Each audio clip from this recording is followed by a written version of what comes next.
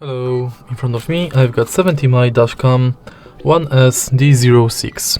In this video I'll show you how to attach it to front windshield. In the beginning, let's prepare your mount and the camera. This is the simple mount we can get without a GPS module and without a charger.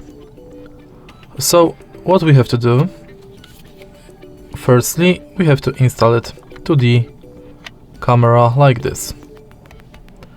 Then let's prepare plastic fiber, and as you can see right here we've got this tutorial how to install it. To install it to front windshield, firstly make sure to very carefully clean the front windshield. Then take out cover part of this plastic and stick it to front windshield.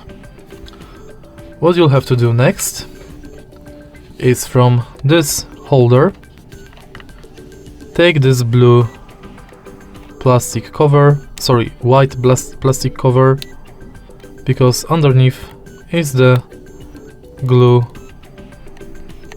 that we'll use to attach to front windshield. After you'll do it correctly, this camera should not fall off. And that's basically it. If you find this video helpful, please leave like, comment and subscribe.